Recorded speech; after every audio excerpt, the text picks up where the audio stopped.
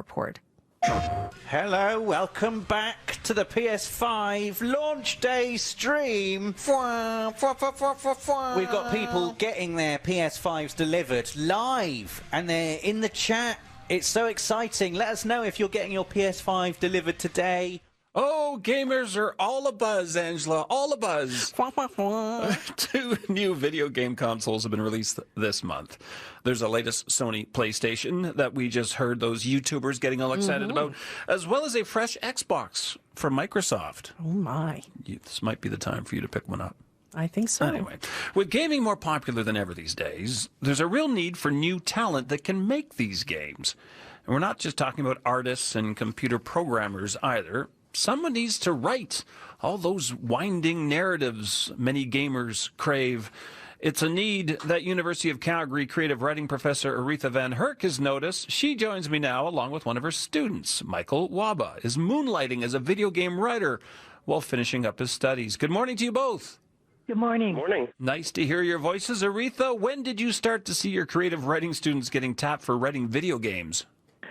Well, they're getting tapped more recently than they should have been because they're the brightest and the best. But clearly, writing the narrative for video games is such an important opportunity now for everyone who wants to be a writer. An important opportunity. Michael, tell me about this opportunity. Sounds like you found one. You're still studying at the U of C, but you're doing some writing on the side. So tell me what you're working on. Yeah, that's correct. I'm writing for a game called Atrio, The Dark Wild, and it is from a local indie studio called Isto Inc. here in Calgary. All right, and tell me what the storyline is, if you could encapsulate it in a few words. Sure. So the game itself, we like to describe it as an automation/survival game set in a cyberpunk future. So the story we're trying to tell is one of hope, of you trying to build back the future that we have essentially destroyed ourselves. Oh, that old thing. Anyway, sounds quite wonderful. Aritha, to understand these games, have you tried to play these games? I have never played a What? game. I really don't know how. I don't have time, and I'm kind of like Angela. But I know all about them, right? And I know what the popular ones are, and I also know their potential. I mean, we all love stories. We take refuge in stories. And these games, just as Michael has described, have the opportunity to show us a different future. Let's face it, we've screwed up the world. And these amazing, amazing students have found ways of articulating an interaction or an interface device that gives people new ideas. Aritha, how can you teach people how to write about video games and not experience the video game yourself? I don't teach them how to write about video games. I teach them how to write well. I knew you'd know how to answer that. Michael, what's the trick to writing for a video game? What tricks of the trade have you learned along the way? Well, along the way, of course, good writing, as Aritha just said, is the bedrock of writing well for games. You can't have a good story without good writing. But really, the most important aspect is to write in a way that is in harmony with the gameplay mechanics and the art and the sound, so that when players play the game, it is one harmonious package that tells a powerful story. Michael, are you a gamer? Big gamer, that's right. Okay, good. All right, so now we got somebody who knows. All right.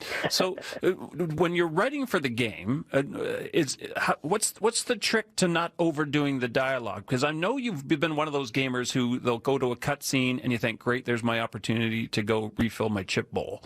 How do you keep people in the dialogue?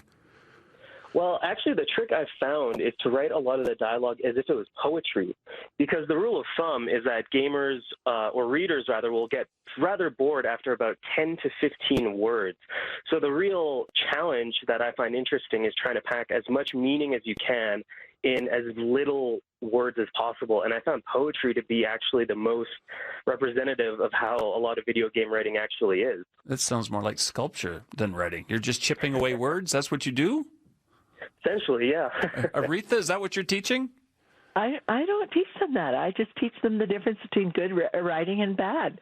And what people don't understand is that students who take creative writing and art are learning skills that they can apply in many, many different places.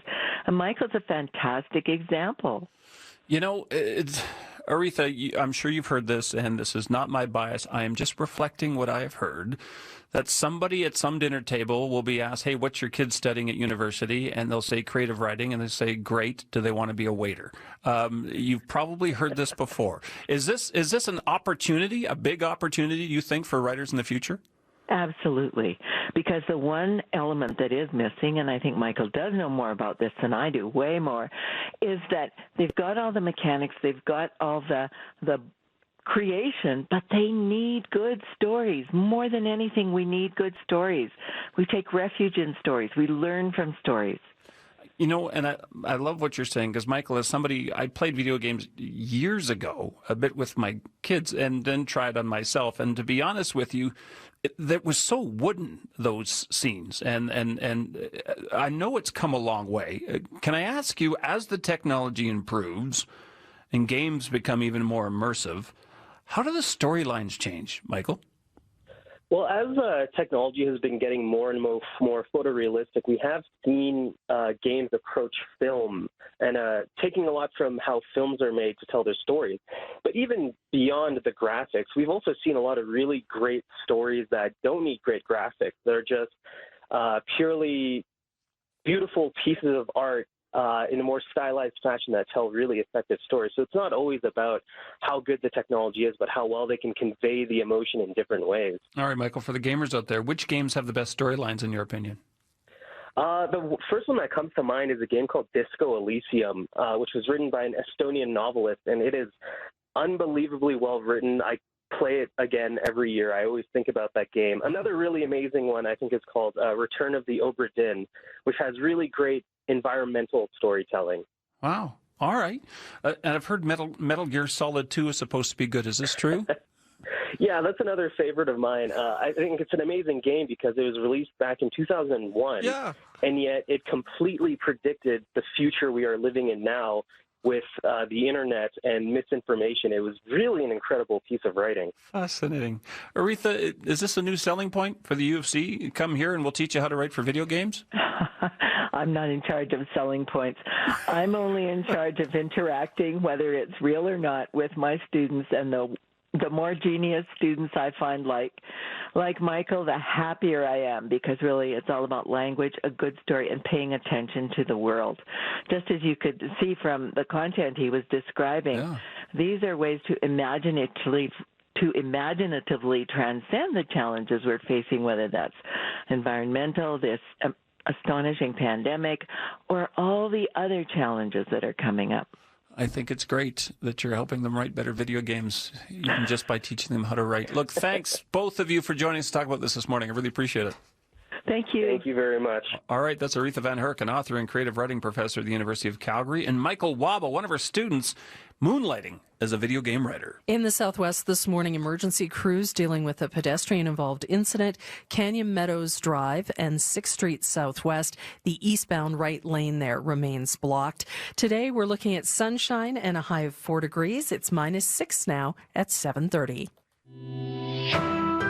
This is CBC News. Good morning. I'm Jocelyn Kozak. Alberta is bracing for possible restrictions today following cabinet deliberations on the COVID-19 situation. But as the CBC's Stephen Cook reports, very little is known about what they could be. Good afternoon, everyone.